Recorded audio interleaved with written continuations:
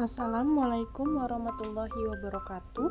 Perkenalkan, nama saya Tiara Adela Putri dari kelas MNJ 23B NPM 2341152. Di sini saya akan menjelaskan tentang komunikasi bisnis.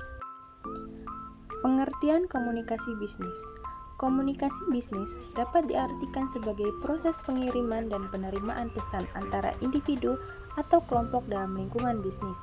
Menurut Rosenblatt, komunikasi bisnis adalah suatu tindakan pertukaran informasi, ide, gagasan, instruksi, dan sebagainya yang disampaikan secara personal maupun non-personal melalui simbol atau sinyal untuk mencapai tujuan dalam sebuah organisasi.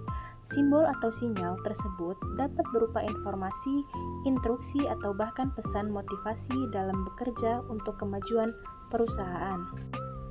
Dalam komunikasi bisnis, pengirim pesan harus memastikan bahwa pesan yang disampaikan dapat dimengerti dengan jelas oleh penerima pesan. Beberapa manfaat dari komunikasi bisnis adalah meningkatkan kepuasan pelanggan, memperkuat hubungan dengan mitra bisnis, dan meningkatkan efisiensi dalam organisasi. Kemampuan untuk berkomunikasi dengan jelas dan efektif adalah keterampilan penting yang harus dimiliki oleh setiap individu yang bekerja di dunia bisnis. Oleh karena itu, memiliki pemahaman yang kuat tentang teknik komunikasi bisnis dan kemampuan menggunakan teknologi informasi secara efektif dapat membantu perusahaan dalam mencapai kesuksesan. Tujuan komunikasi bisnis. Tujuan dari komunikasi bisnis adalah untuk menjalin hubungan kerja yang baik dan juga meningkatkan produktivitas dalam lingkungan kerja. Melalui komunikasi yang efektif, seseorang dapat menyampaikan pesan secara jelas dan menghindari kesalahpahaman atau pengirim dan penerima pesan. Tujuan lain dari komunikasi bisnis adalah untuk memotivasi karyawan dan membangun kepercayaan antara rekan bisnis.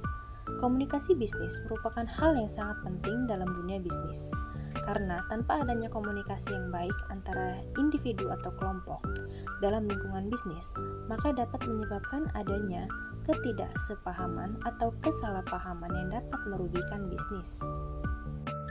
Jenis-jenis komunikasi bisnis. Yang pertama, komunikasi horizontal. Komunikasi horizontal adalah jenis komunikasi antara orang yang memiliki posisi atau level yang sama di dalam perusahaan.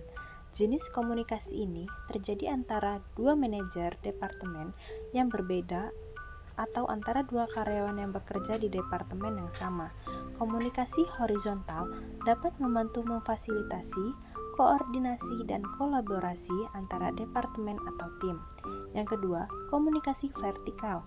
Komunikasi vertikal adalah jenis komunikasi antara orang yang memiliki posisi atau level yang berbeda di dalam perusahaan, seperti antara karyawan dan manajer. Jenis komunikasi ini dapat membantu karyawan memperoleh umpan balik dan mendapatkan arahan dari manajer, sementara manajer dapat memantau dan mengawasi kinerja karyawan. Yang ketiga, komunikasi diagonal. Komunikasi diagonal adalah jenis komunikasi antara orang yang memiliki posisi atau level yang berbeda di dalam perusahaan yang tidak secara langsung terkait, seperti antara karyawan di departemen yang berbeda. Jenis komunikasi ini dapat membantu meningkatkan keterbukaan dan memfasilitasi kolaborasi antar departemen atau tim yang berbeda.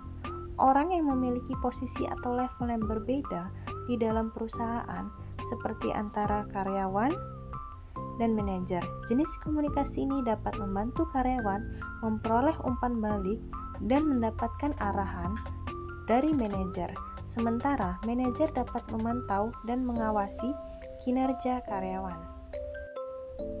Manfaat komunikasi bisnis: meningkatkan keterlibatan pegawai, mengurangi komunikasi yang tidak dibutuhkan, mengatasi miskomunikasi, mendorong produktivitas pegawai, meningkatkan komunikasi antar departemen, meningkatkan komunikasi dengan pegawai work from home, mengurangi turnover pegawai, mendukung upaya berbagi pengetahuan, meningkatkan kepuasan dan retensi konsumen, membangun budaya bisnis yang lebih baik, sebagai upaya membangun citra perusahaan di mata masyarakat, meningkatkan keberhasilan bisnis perusahaan.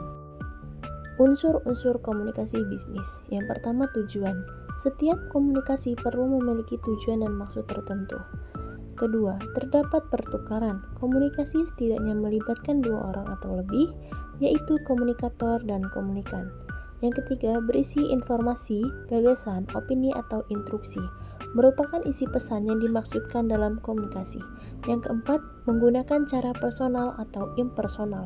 Komunikasi bisa dilakukan secara tatap muka, melalui perangkat khusus, atau bahkan media massa, tergantung tujuannya. Yang kelima, memakai simbol atau sinyal. Komunikasi dilakukan dengan memanfaatkan alat atau metode yang mampu memudahkan penyampaian pesan agar dapat dimengerti.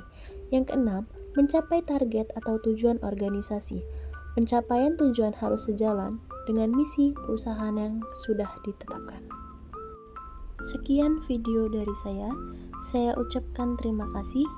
Wassalamualaikum warahmatullahi wabarakatuh.